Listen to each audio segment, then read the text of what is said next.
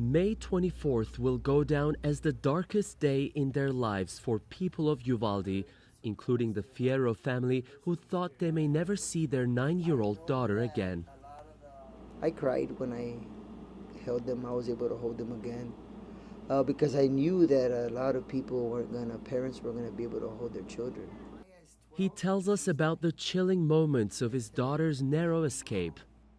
That they were in the cafeteria, and when they did the drill, the little kids and the teachers turned off the lights and they all hid.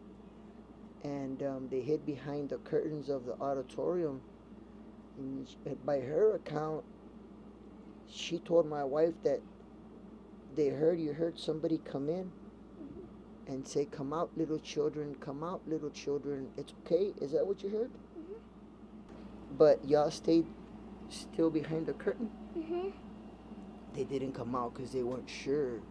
You knew it wasn't policemen? Yeah. She told my wife that she knew that it wasn't the policeman. So the shooter actually went in there and was asking them to come out.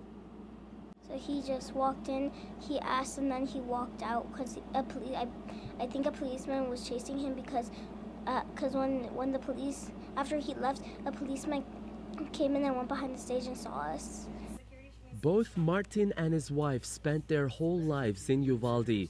They grew up with the other parents of the victims like one big family. They mourned the deceased like their own. This is just one of several memorial sites that have been set up across the town of Uvalde since that horrific tragedy. Day in and day out, people have been coming here, not just from nearby communities, but many cities across the nation to lay down flowers, gift cards, toys, to pay their respects to the victims. And the latest revelations on the missteps taken by law enforcement in response to the school shooting have only aggravated the anger and frustration among the community. So a lot of families were fighting to get in. Wow. The shooter had almost an hour, 40 minutes, and people were fighting, and there's a lot of questions right now.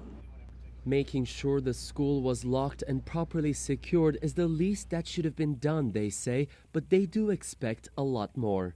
In my opinion, who wouldn't want to see a stricter mandate or stricter concerning the gun violence? Not allowing anybody to just go by, a young kid to go by. More background checks, more. Several Uvalde parents hope their tragedy would be an eye-opener for the gun violence epidemic in the country. It is Tianshan, CGTN, Uvalde, Texas.